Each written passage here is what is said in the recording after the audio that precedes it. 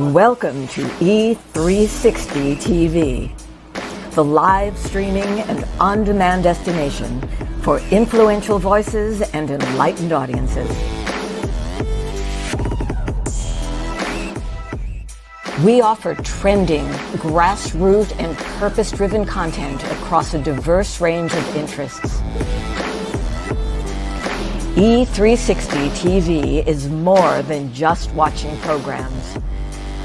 We offer the ability to interact with live shows connecting audiences to real, authentic influencers and storytellers while streaming to millions of devices.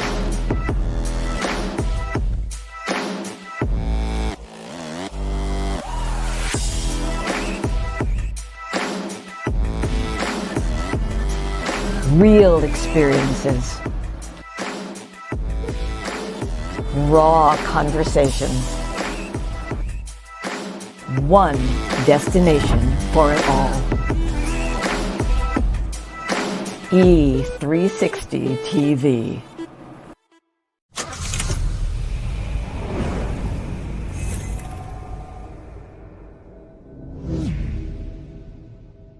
You can navigate the legal and emotional journey of divorce and exit a marriage the way you entered it, with mindfulness, love, and respect. Solace Divorce Mediation is a full-service law practice helping couples focus on the health and well-being of children and their forever co-parenting family. Our streamlined divorce journey offers flat fees with an estimated completion time frame of 2 to 4 months. If you or a friend need us, visit solacedivorce.com.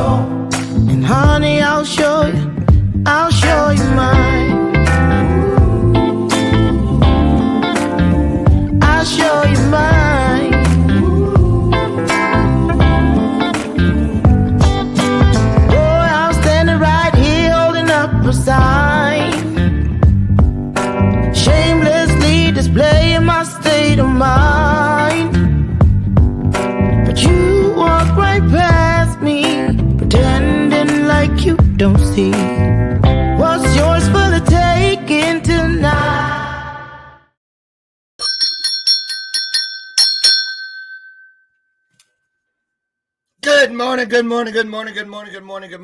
Wait, I'm supposed to count on one hand at a time from the top. Good morning. Good Lord have mercy, ADHD. Just come in trying to run stuff. Lucky it's a superpower. Seriously, or we'd have to have a talk. How was that weekend? First of all, I knew I was in for something because Saturday, what did I do? One thing. Oh, I filled the bird feeder and woke up so. Now, that's not the same as sore. Sore is, ooh, that was a good workout. So is, oh, shit. Now, that's when you sew, okay? And I was so just from putting. So then yesterday, I did everything. I said, well, I'm going to get it in. right? So I did yard work. I did the patio. I power washed. I did cushions. I hung. I did all kind of stuff. I did, and I gotta say, at first when I stood up, I was like, "What the?" Right, but I'm feeling good today. How about you? Put it in the chat. Come on in, 202. I see you. 202 of you. Let me see. What was our record last Monday? Not Mondays. Rainy days and Mondays. I don't know what people have against me. I love me some Mondays. Mondays and trauma. All the stuff people hate. I love. Okay, 780. Can we hit it? I'd like to see 1,000. I don't care. It's Monday. And it's fun day. We got a great guest for you today. It is Meet the Rock Stars again. Week. So the whole week, well, I'm kind of, what is going on with the top here? See, should tighten it.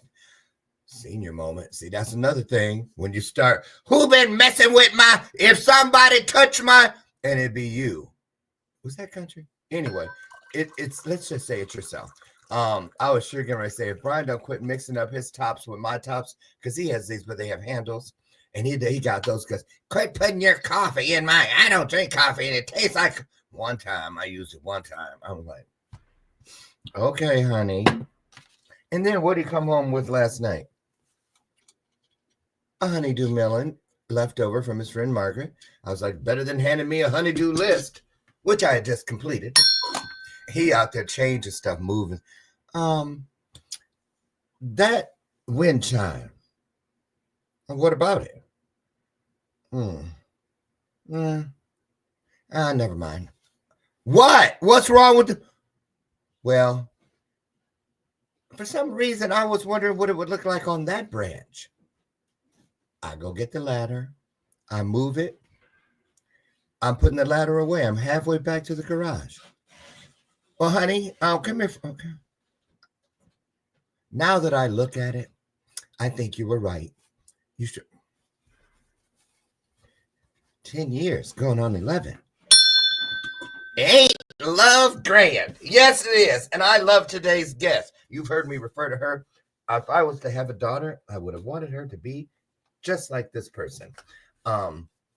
Seriously, I am just in love with everything about her, including her 17-year-old. I think it's 17. Jordan, 17. 18. Okay. Not liking the way that's making me feel right now. Her son, Jordan, is graduating in a couple weeks. They graduated here in Naperville yesterday. Told you yesterday. We had all kind of open houses and stuff. The stores were buzz with excitement with all the graduates. And congratulations to all the graduates out there. So anyway, Tracie's son is graduating later in the month, and Jordan.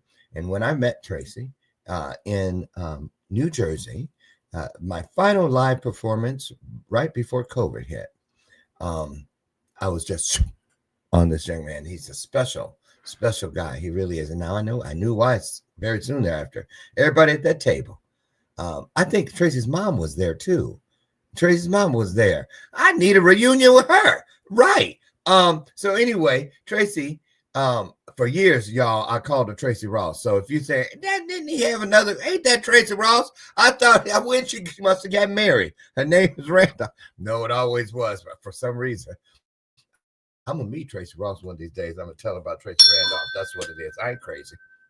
I know what y'all be saying behind my back. I know. It's okay, though. I hear you. It wasn't none of me. So anyway, Tracie's here. She is the host of the Whole Living Show on E360 and Trajectory TV. Also, FEM TALK, both again on E360 and Trajectory TV. She is the founder, the visionary founder of the Reset. What's it called? The Reset Global Group. I think I got it right. GG. Anyway, she's here today, and we're going to talk about a couple of things, including, y'all, this is really an intervention. She thought this was just a show. This is an intervention, because here come that empty nest syndrome. And so y'all gather around. Lord Jesus, help. We need your help.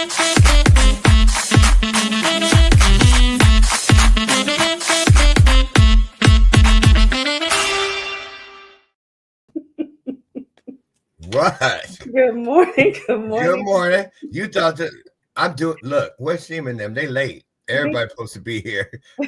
Your mama, everybody but Jordan, his teachers. All right, I got his counselors coming. I'm playing. How are you? I'm great. I am great. I'm here in beautiful. The sun is shining, so I'm great. When the sun is out, I'm loving it. Well, you're in Charlotte. Yeah. Beautiful Charlotte. Yes. I know. You look great. You look at, Thank you. huh? Hmm. Okay. I don't know how you're doing it, but so first of all, before we get into the real reason we're here, Uh-oh. that intervention. Uh-oh. I'm gonna leave for about a minute and Mhm. allow you to just take the stage and pour into people.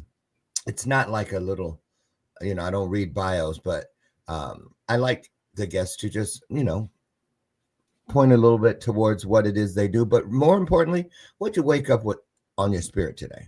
What's moving through your soul today, and then we're going to use that as our fodder, if you will, Okay. and then we'll come back and see what we're supposed to be doing here today, right? Yeah. So Okay. let me go for a second. Take it away, all you, Tracie Randolph. First of all, let me address that elephant in the room. My last name is definitely Randolph. I absolutely love Tracie Ross. So I'm going to meet her with you one day, Dr. Lauren. But I'm Tracie Randolph, like you said, founder of the Reset Global Group. I am a mom, I'm a health coach, and I'm just loving life right now. As I mentioned, I love the sunshine. So being here in beautiful Charlotte, North Carolina, helps me to enjoy a lot more sun than it did when I was in New Jersey, northern New Jersey.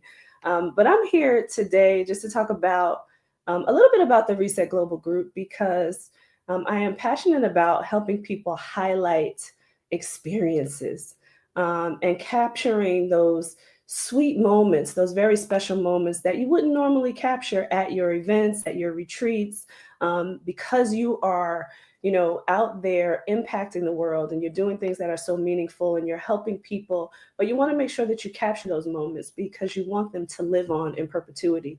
So that's what the Reset Global Group is all about. I absolutely love being around people. So it's time to get from behind the virtual stage and get onto the real stages to help people create those moments that they want to last for a lifetime and beyond, for that matter. Wow. I got chills. Okay.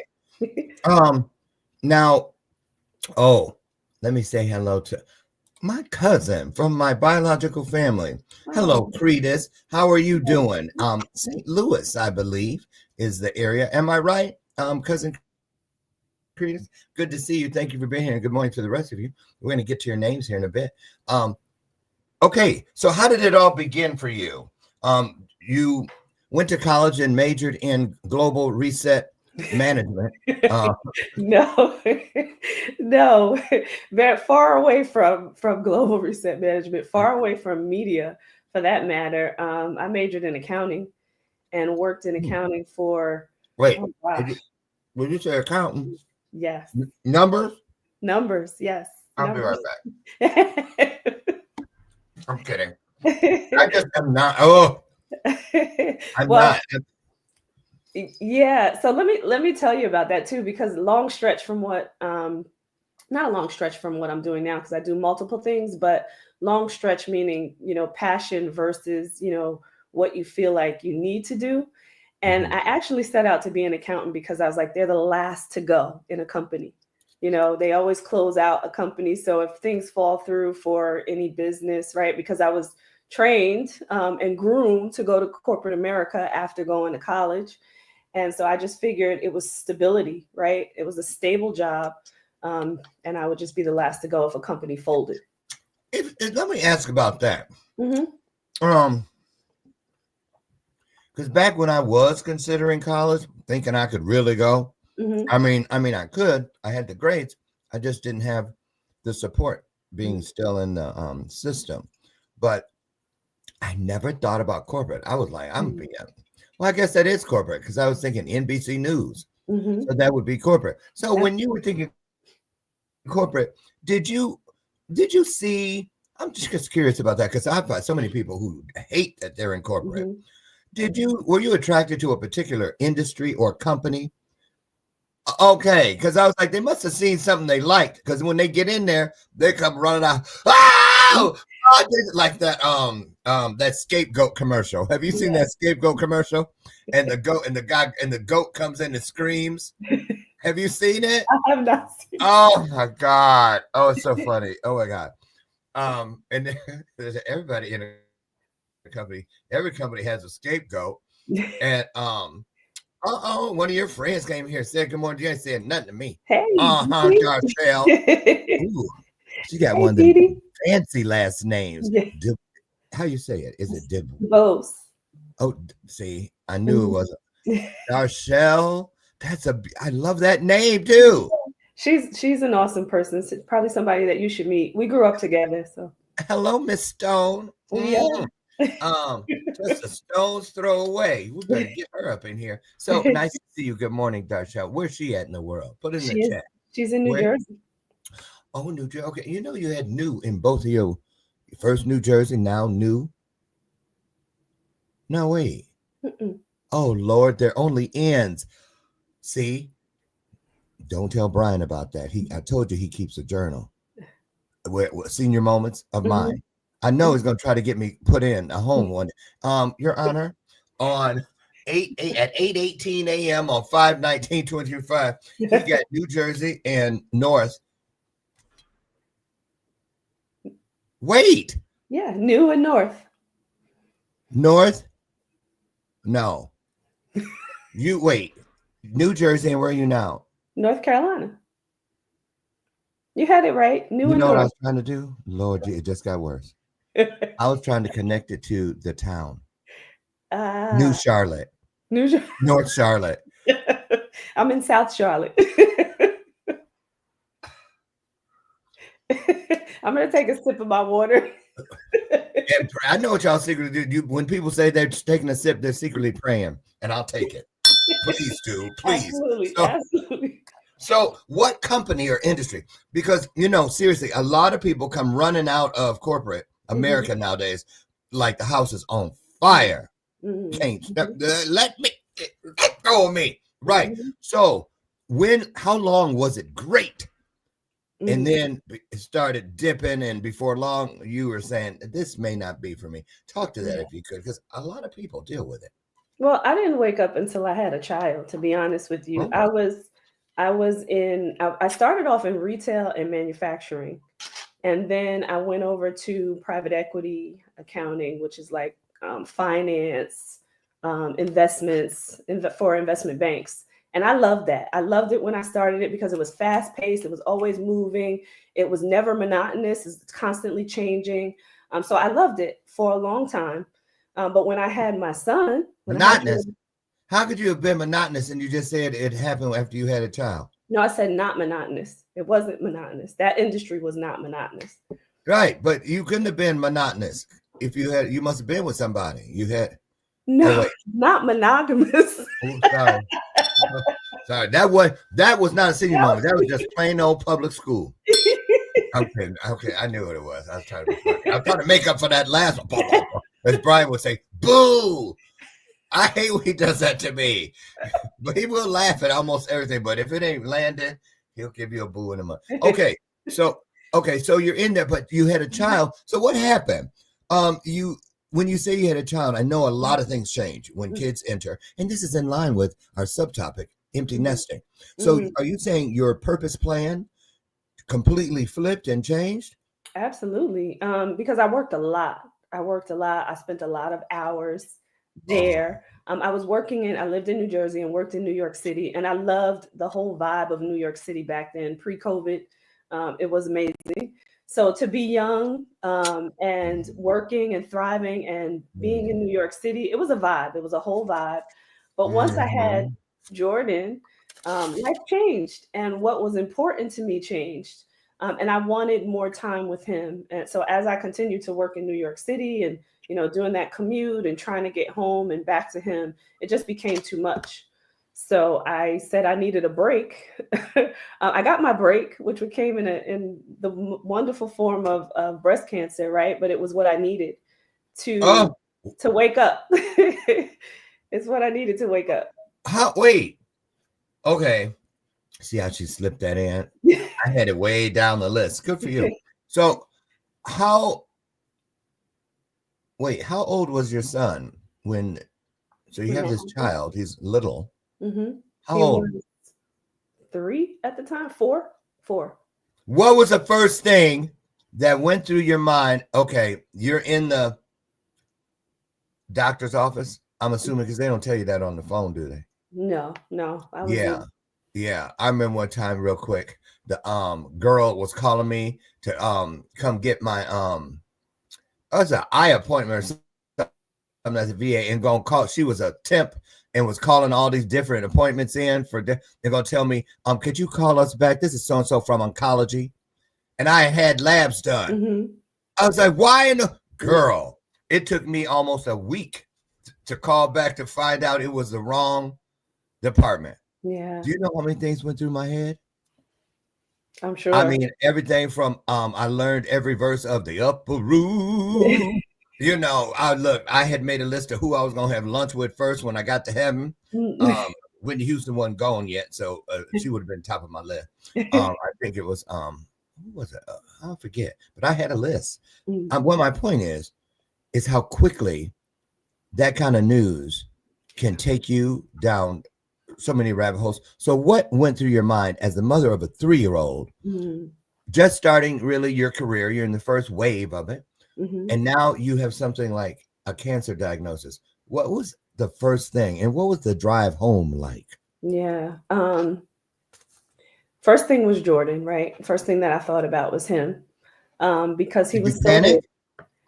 Now, I didn't panic. I was more in shock, to be honest with you, because when I went for my first biopsy, so I didn't find out that I had cancer until the second biopsy happened, because I had tumors in 2 different places. But when I went for the first biopsy, I kept saying, this is not going to be anything. You know, I didn't really feel like my lifestyle, what I know now is different, right? But at that time, I didn't really feel like my lifestyle promoted cancer. You know, I know a lot more than I did back then.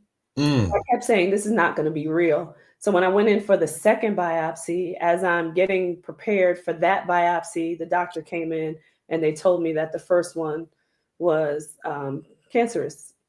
So, you know, immediately, and then I had to lay on a table to get the second one done. So I'm stiff because I have to stay still, but I had tears streaming down my eyes, and the nurse was rubbing my arm, which was making it worse for me, right? Because anytime someone embraces you that way, the emotions just come out.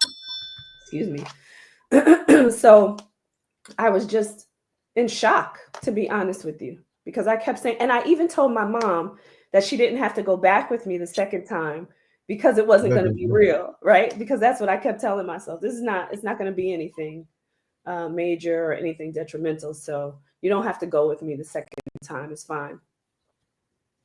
So yeah, so I was in shock. Well, you were half right. I was half. It was major, but it wasn't detrimental. Absolutely. And I only say that because your instincts and your intuition were on point. Yeah, absolutely. So we got to put that out there and make that clear. Yeah. Okay.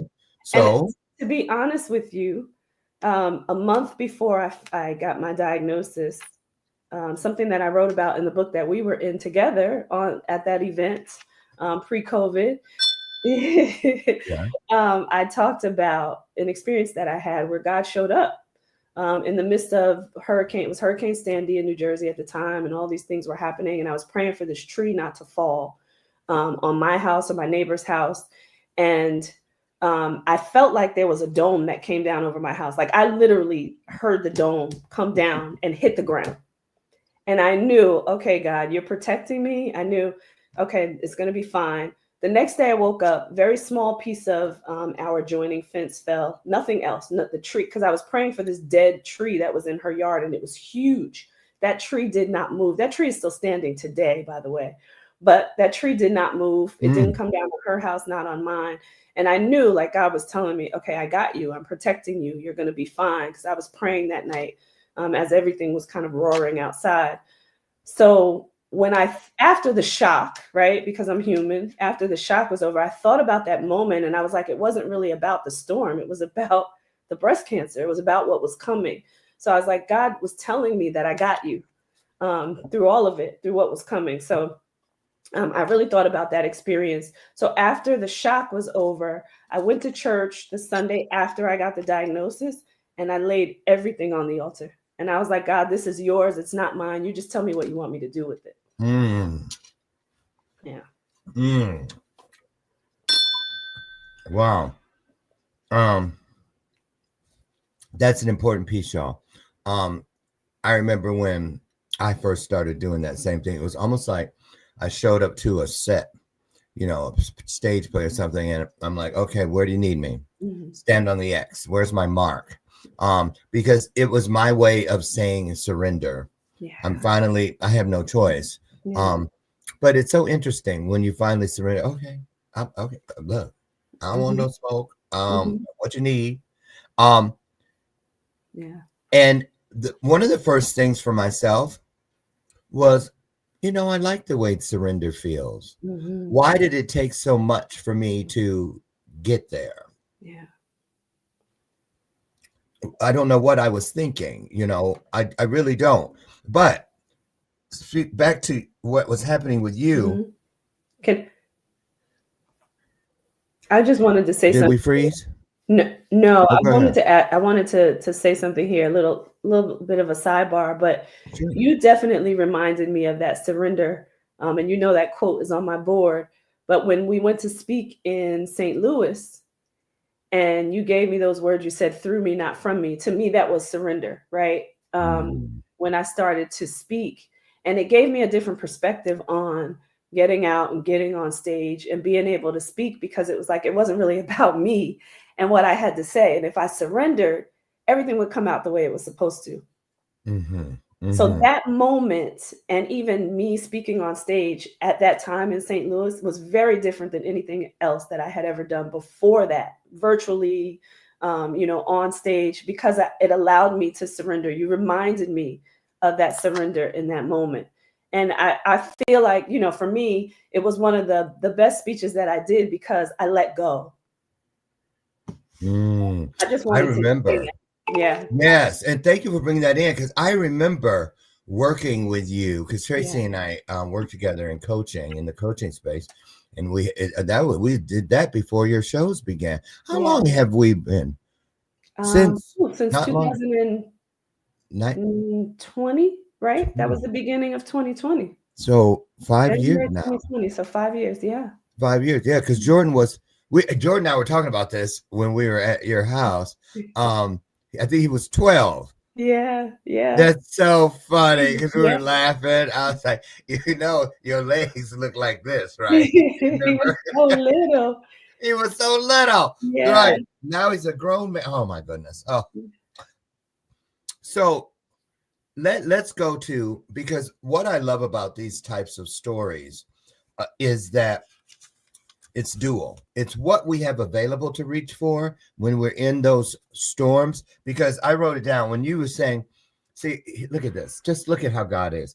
Tracie was literally praying about a storm on the outside, but she was already safe because she was inside of this cancer diagnosis, but she was inside of the eye of the storm, the true storm. You see what I mean? There's the metaphorical, and then there's the literal going on. But the safest place, if you're going to be in the proximity of a storm, a hurricane or a twister, is within the eye. I'm not saying stand out there and get sucked up in it. But if you happen to be, metaphorically speaking, inside of something like you were, Tracie, you didn't realize you were really in the eye, because the eye, insight, the eye was showing something more than just what was in front of these eyes, EYE. You see what I'm saying? And look at where it is today, where what was then has led to today. Oftentimes there's no way we could see today coming, which is why we need our faith. Yeah. So that's where I was headed. What did you reach for first? Because sometimes it's okay to be a little afraid first, because it gets us to put our hand in God's, to just lean back. Because see, I believe falling in love was not meant originally to be an amorous statement, a relationship or romantic statement. I believe falling in love was God saying that when we were learning to walk in the garden, I believe Eve naked, it's okay. Come on here, just fall. Come here, fall in love. When we fall in love, we're falling into what is home, what is safe. And that is the arms of what created us, the arms of the creation, the arms of God, Jehovah, universe, source, whatever you choose to call it.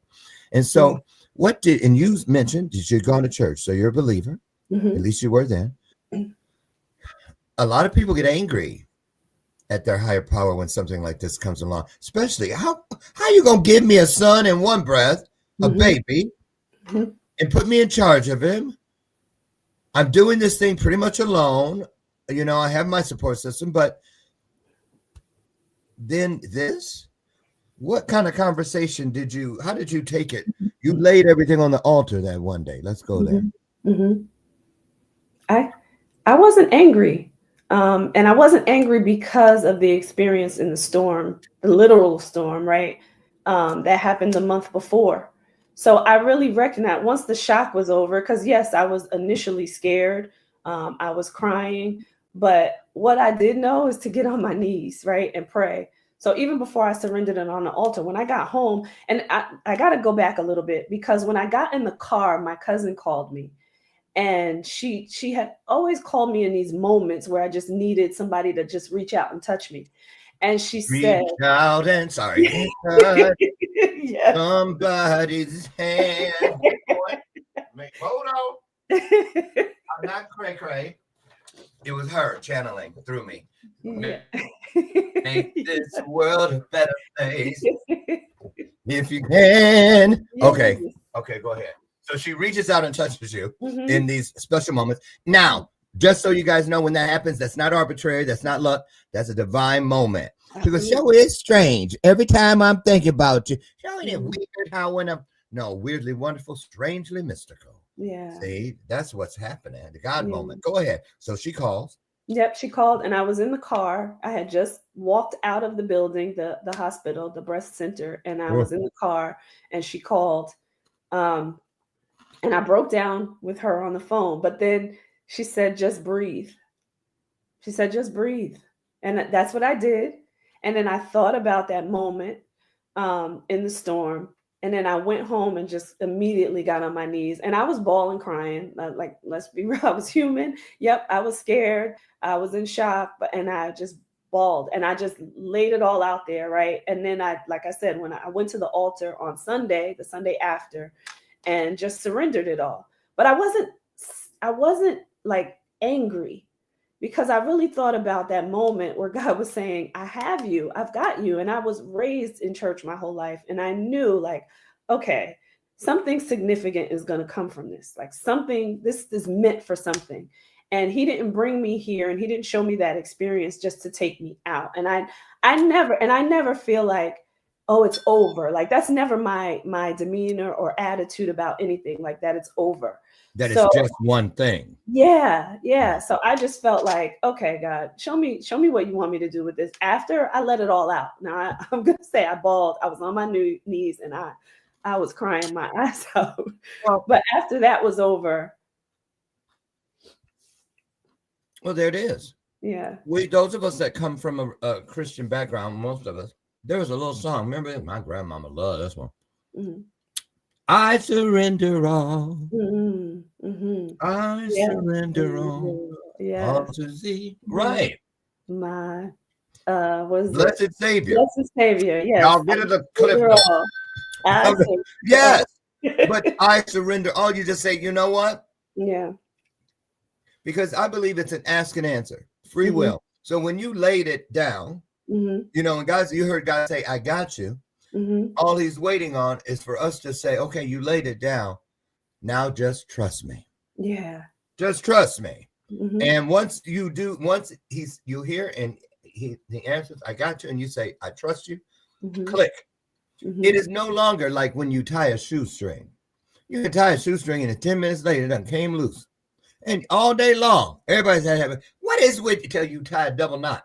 Then it Mhm. still find a way to, no, with God, he don't use shoestrings, he use seat belts. So Mhm. when he says something to something, click, click. Have you ever been driving and the seat belt just unhooked itself? No. Well, there was that Nova back in 1910. But that's a whole nother story. But I was gonna anyway, say that's a different that's a story. whole nother story.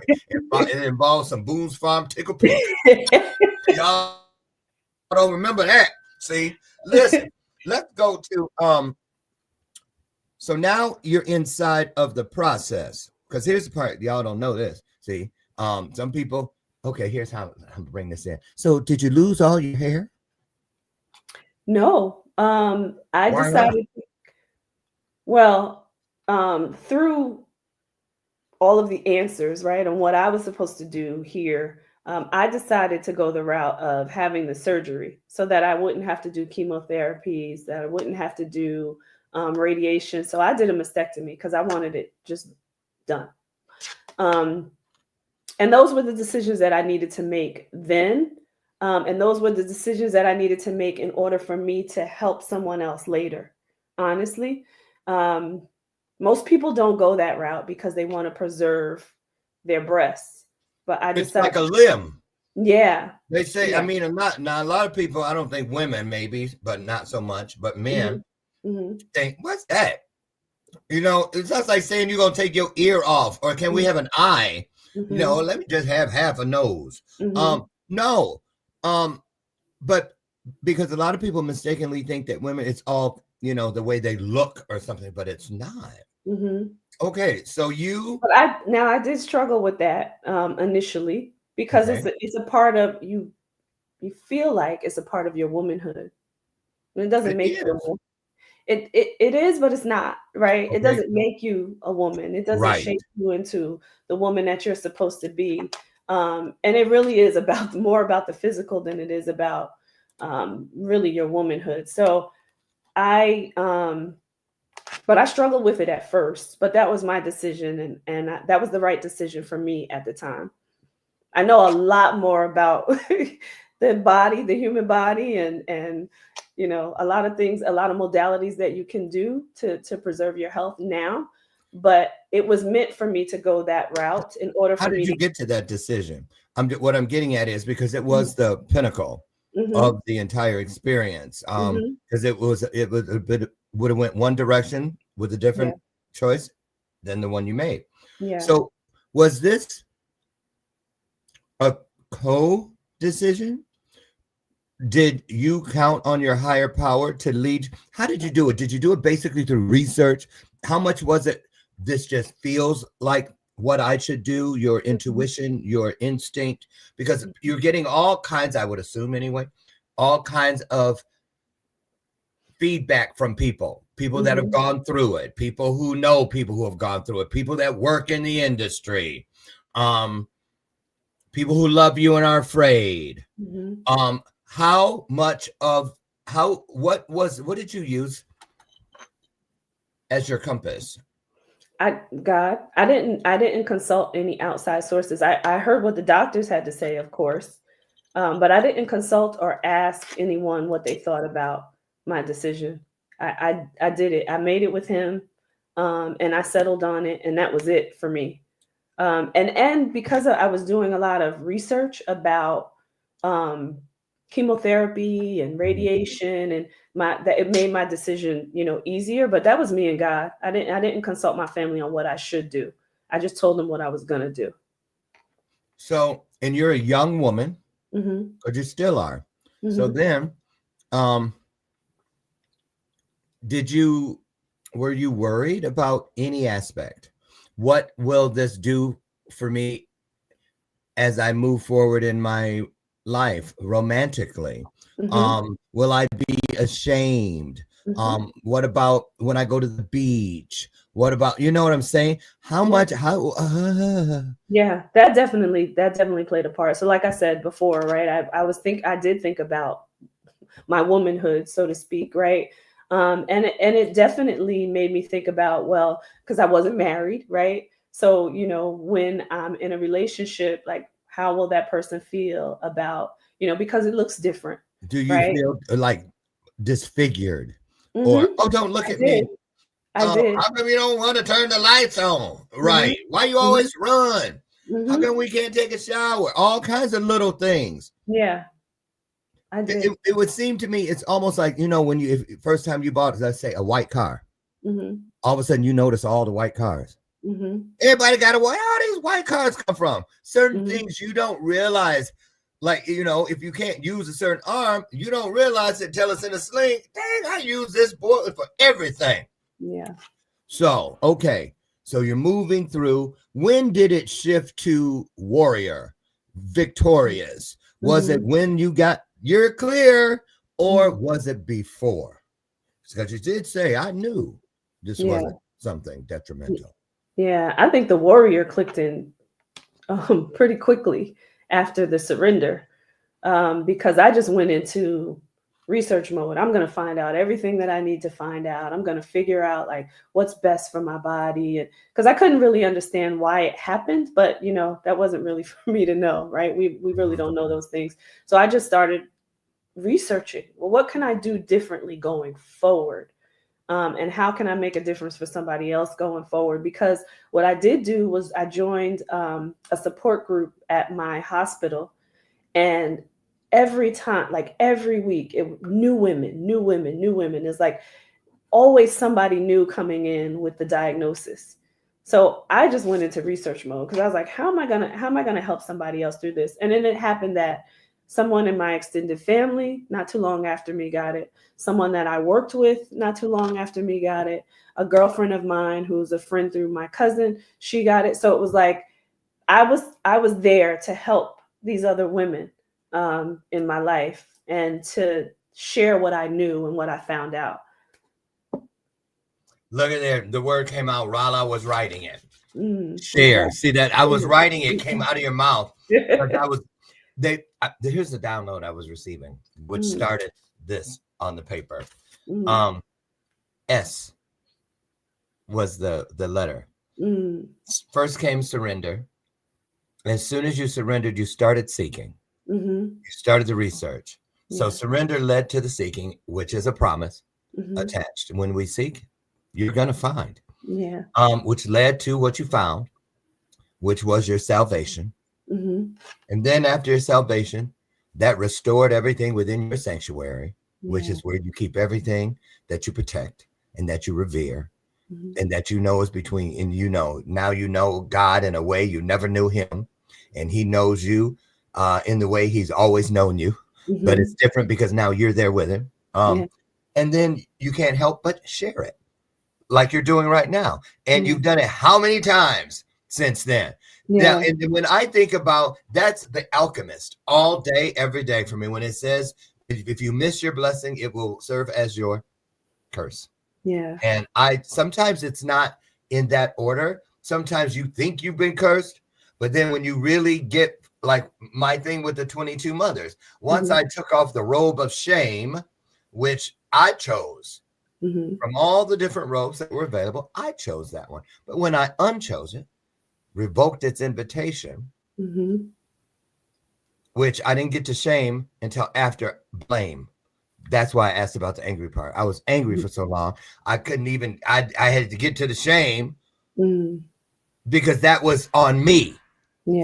See what I mean? I can't take off the robe and move past it as long as I keep pointing the finger at someone else. Even shame worked for me because it got me back to me, which I made the choice to take this off. Oh, there it is. Lord, I'm like, I wonder where all my jewelry in my pocket. I heard it. I'm like, I don't want, oh, it's happening. What is that? Do I need to call Brian after this? What my name is? Where you come from? Right. Oh, Lord. Okay. So moving forward, here we go. So now, Tracie, you have all this. And today, let's talk about this. So let's go to the global. All the work you do today. What hand did this medical thing really have, let's say we look at your this is your entire journey, the complete circle of all of that. Where does this cancer diagnosis fall into place here, as far as making everything come together? Because see, when it's spread out, there's a gaping piece missing. It's usually things like this, trauma or something, that makes the thing come full circle, and it couldn't have been any other way without it. And then you go, see, count it all joy. God doesn't make mistakes. It's what he does to keep this shit interesting. Yeah. It is. It's the beginning, to be honest with you. The cancer diagnosis was the beginning. It was the beginning of the second half of my life, the new and exciting part of my life, the beginning of purpose, right? Because I wasn't seeking purpose before this. I was just, how do I describe it? Maybe on the hamster wheel, right? Just moving along. Is this taking us back to where we began in the corporate? Yeah. I was just on the wheel. Yeah. But I was really just on the wheel. And I didn't really realize that until the cancer diagnosis. But this was the beginning of everything. It's the beginning of, doing something that I really love, is being around people, right? It starts with people. Like I would have never met you had the cancer diagnosis not happened. And so many other people along the journey after the cancer. So the TV shows started. I was in anthologies. I started speaking. Like none of that would have happened without the cancer diagnosis. And the joy that comes from all of that, and being able to help other people, none of that would have happened without cancer. So when people hear me say, because people have heard me say on, before, like that, it was one of the best things that ever happened to me, because it showed me like who I'm meant to be going forward. And that would have never happened without it. And a lot of people, I know exactly what you speak of, Tracie, because people think I'm just saying it because it's a clever thing to say from the stages. When I say, I literally loved me some trauma. I do, because I bless the day that trauma came into my life. Not everything that came with it, but trauma itself, because I know for a fact that was the exact moment that God placed his finger literally on my spirit, on my journey, and said, you have been officially marked for greatness. And that's what I love. I get down on one knee right on their level when I talk to little ones, and I tell them, I know it hurts now, but guess what? You want to know a secret? You've been marked for greatness. What's that? Well, you ever heard of Martin Luther King? Have you ever heard of Gandhi, Maya Angelou? And then when they still stare like, Bruno Mars? I was like, okay, can you bring something I can sink my teeth into?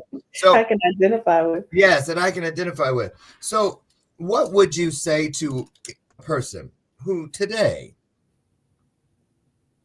finds themselves in the eye of some storm, but they don't know what I said earlier about, it can be, if you choose, the safest place to be, because everything is swirling around you. And you can see it all. It's moving. You can just stay put. Just stand. Be still. That's why the eye of the storm is the most still place. So what would your advice be to people who feel like wherever they're at, they can't see what we're describing, maybe because of some type of spiritual cataract? Because there is that LASIK surgery, which we all get to go through, which removes that film of distortion, so that we can see that no matter what we're going through. I believe, remember when I told you this not too long ago, I got the download that said, God doesn't test us because he doesn't believe that we can make it, we can slay or conquer that thing that is standing in front of us.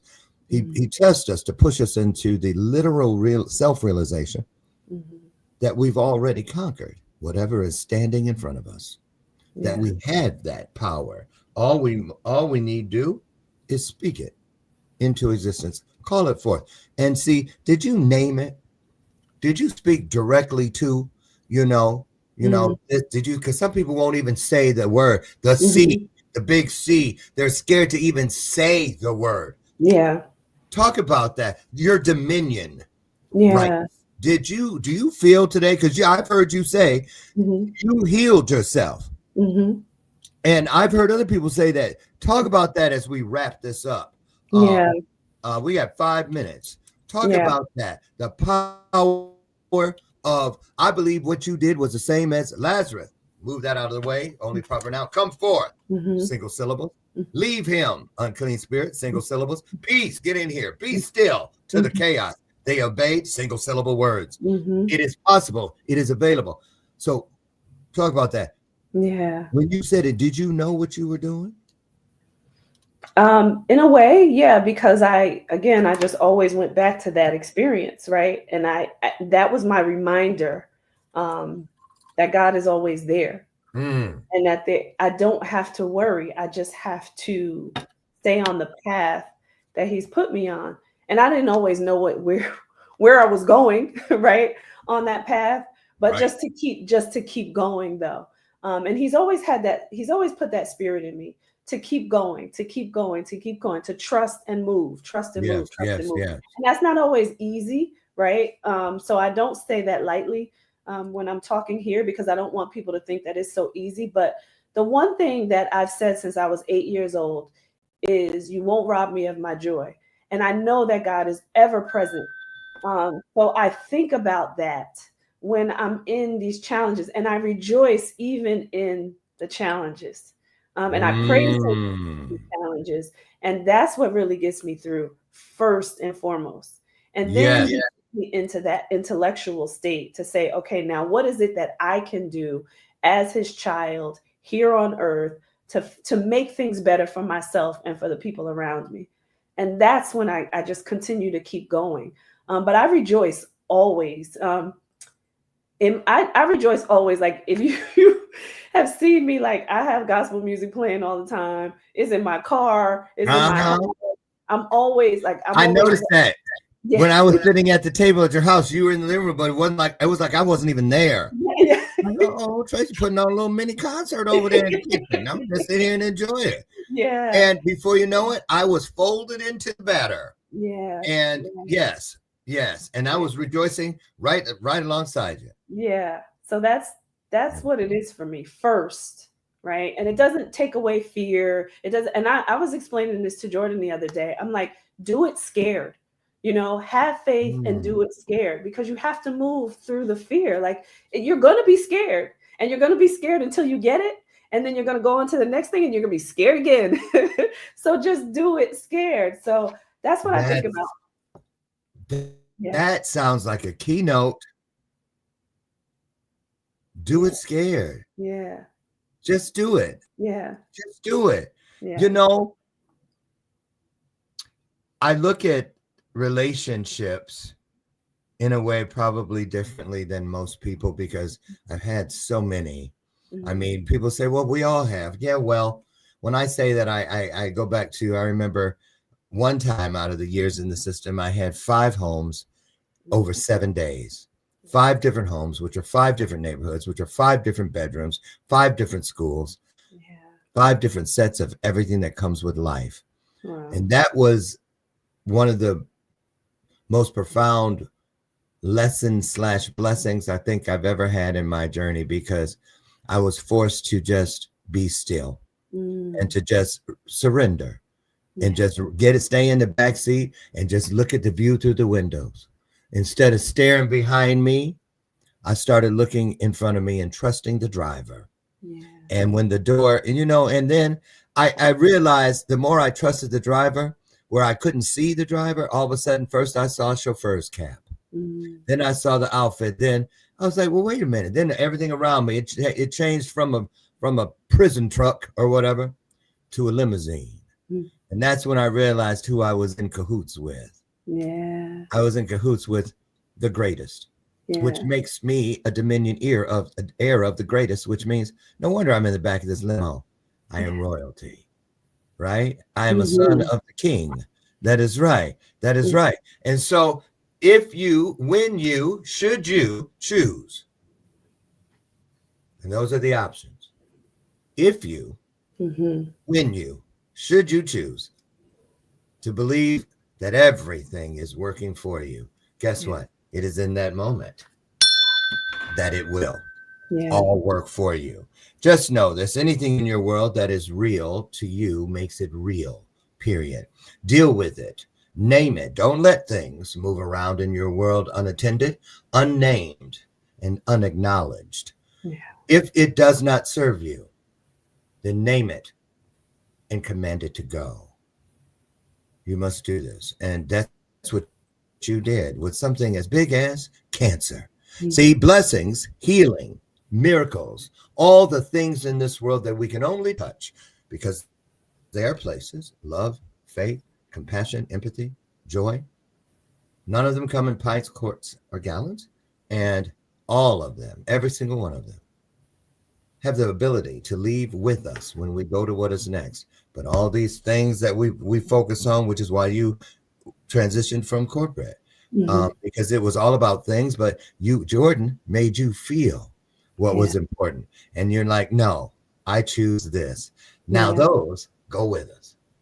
They go with us. But you've never seen a hearse with a U-Haul behind it, or a casket with a whole bunch of Louis Vuitton baggage ready to go. You see? So, but it's this thing. If you want to hear, well done, good and faithful servant, here comes one of our greats walking down that driveway, then, you know, next time you're at a service or something, people look down there, oh, she looked like she's sleeping. She looks so peaceful. Reflect on that person's journey. There's a clue in there. You'll see. Thank you so much, Tracie. Thank you. I just adore what you're doing. Where can people find you? What's the best place to go? Yeah. Well, my email is tracier@theresetglobalgroup.com. And I'm also on all social media platforms. It's either Tracie Randolph, the Reset Coach, or Tracie Randolph, but they can find me on all platforms. Okay, I'm going to do the solid for you guys. And before you leave, while the show is closing, we will drop Tracie's LinkedIn and also her Facebook and email into your comment section for easy access. How's that? Okay. And reach out and check. Excuse me. Perhaps you want to be a guest on one of her two shows. Perhaps you have an event coming up somewhere in the future. Perhaps you just want to get to know another great person. Well, there you go. There you go. Tracie, thank you. Thank you. Happy graduating. Thank you. What's the date again? June 17th. June 17th. That's right. Okay. And give my best to Mr. Jordan. I will. And I just love this guy. I really do. And thank you. And thank you for your collective. You have some really powerful people in your front row seats. And Chima and Stephanie and just all of the people that are around you. Great group of people. Dominique. Just loved it. And we will be in the Charlotte area for Martha Katawi's event. Tracie will be there. I think that's, what is that? September. Yes, I'm bound. Yes. I have one here somewhere too. When is it? September. It is. I don't think we have the date. September 12th through the 14th. Yeah, 12th to the 14th. Yeah. Join us. You'll be glad you did. Now, get out of here, you guys. Get out there and be the very best you can. Find that one E and that one R. You'll take everything from great to greater, bright to brighter, smart to smarter. And my personal favorite, kind to kinder. Now, don't let my screen door slam. And remember, this is Meet the Rockstars week. So tomorrow, Lisa Anna Palmer will be joining us. She's been with me, and we've been together for right around 4.5, almost 5 years, just like Tracie, almost. And she is the founder of Light Your Leadership. And we are in the midst of planning. Oh, Tracie, well, you know about this. A Canadian in-person event. So hopefully we'll be able to get you there too. That's tomorrow here on Bathrobe Moments. And God willing, I promise I'll meet you out on the front porch right around 8 a.m. Central. And I say right around, that's if I remember where I'm at. I'm just kidding. And we'll do it all over again. But in the meantime, get out and find the best version of yourself. It shouldn't be that hard. Find the nearest mirror and you'll be looking at them. There you go. I'll see it. I'm Dr. Lauren, and I tell you every day, I absolutely love you. And there's not a damn thing you can do about it. See you. Have the best day ever. Bye, Tracie. Great job. Great job. Way to start the week, y'all. Bye. See ya. Bye-bye.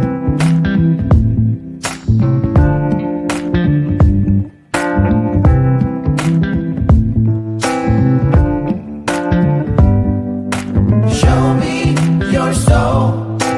Baby, I'll show you mine. Show me your soul.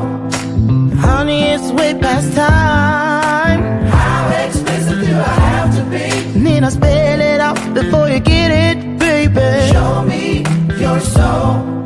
And honey, I'll show you mine. I'll show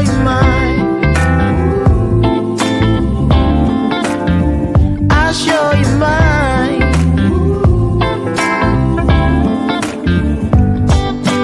Boy, I'm standing right here holding up a sign,